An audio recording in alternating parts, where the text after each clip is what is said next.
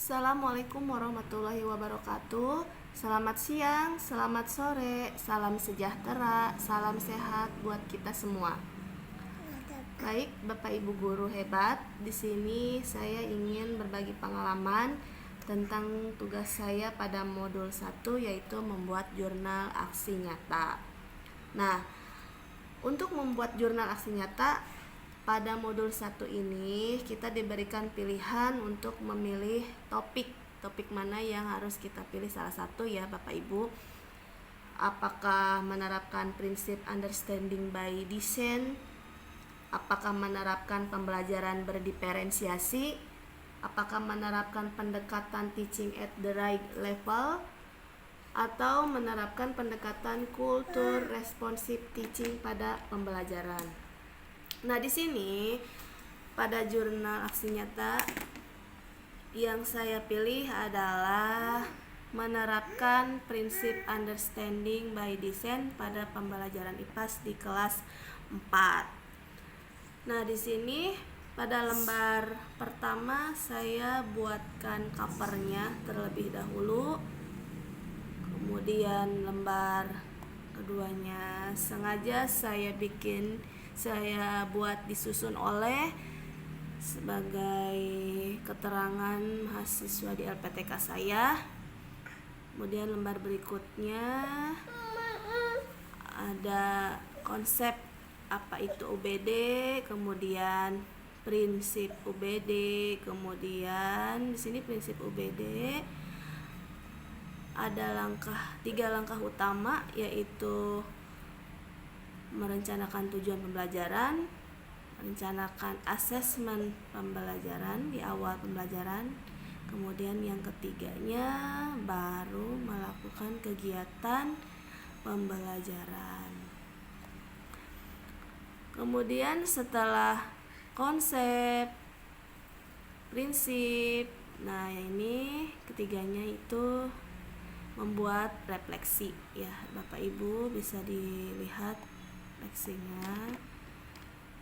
Nah, setelah itu kaitan UBD dengan strategi perencanaan pembelajaran, sengaja saya buatkan peta konsepnya.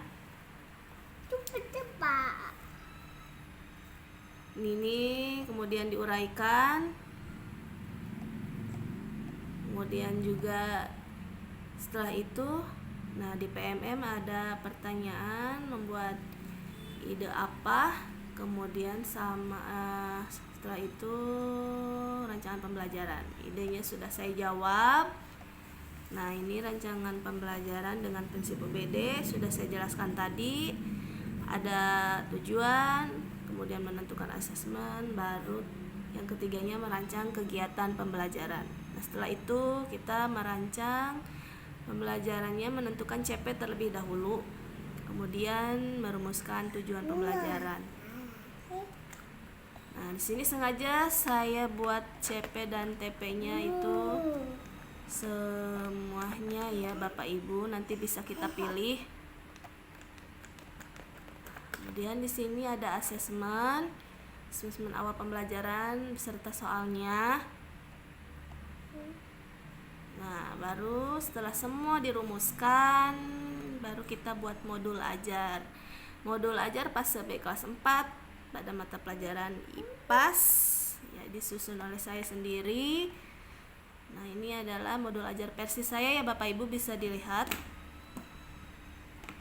Ada capaian, setelah kompetensi ada capaian. Di sini topiknya materinya gaya di sekitar kita, dan topiknya pengaruh gaya terhadap benda. Setelah CP-nya ketemu, nah ini tujuan pembelajarannya sudah kita rumuskan tadi. Mengidentifikasi jenis gaya, siswa dapat mendemonstrasikan pengaruh gaya terhadap benda. Kemudian siswa dapat menerapkan manfaat gaya pada kehidupan sehari-hari. Nah, sudah dilihat sumber belajarnya, media pembelajarannya, alat pembelajarannya. Kemudian model pembelajaran yang saya pilih ya Bapak Ibu, problem based learning. Kemudian ada pertanyaan pemantik. Nah, setelah itu urutan kegiatan pembelajaran. Kemudian berdoa, melakukan pemeriksaan kehadiran, mengkondisikan peserta didik, menyanyikan lagu kebangsaan Indonesia Raya, menyanyikan yel-yel kelas 4 ya, ice breaking sebelum pembelajaran dimulai, itu guna menanamkan kekompakan, membangun semangat peserta didik. Kemudian guru menyampaikan tujuan pembelajaran, dan di sini Bapak Ibu sesuai dengan prinsip UBD ya, setelah merumuskan tujuan pembelajaran, guru memberikan soal asesmen di awal pembelajaran ya, berupa free test. Setelah itu kegiatan inti, karena memilih model problem based learning, ada 5 sintak. Sintak pertama, guru meminta perwakilan 3 orang siswa ke depan untuk mendemonstrasikan kegiatan mengangkat kursi. Siswa mengamati kegiatan depan kelas, guru bertanya tentang kegiatan, kemudian guru menjelaskan materi pelajaran hingga paham. Kemudian sintak yang kedua, membagi siswa ke dalam 5 kelompok. Siswa duduk pada kelompok masing-masing. Guru meminta siswa melakukan kegiatan literasi. Guru mengarahkan siswa untuk memilih kegiatan dalam kehidupan sehari yang berkaitan dengan gaya. Ini tadi siswa itu diberi kesempatan untuk diskusi ya, Bapak Ibu 10 menit. Kemudian setelah itu mengerjakan soal LKPD. Kemudian sintak ketiga, sintak keempat, dan sintak kelima. Setelah itu kegiatan penutup. Setelah kegiatan penutup, di kegiatan penutup ini siswa mengerjakan soal di akhir pembelajaran, yaitu post test. Setelah itu melakukan refleksi,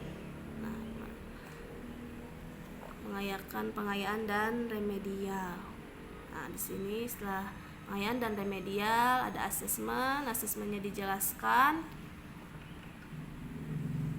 Tadi ada rubrik LKPD, kemudian ada tes tulisnya di awal dan di akhir pembelajaran.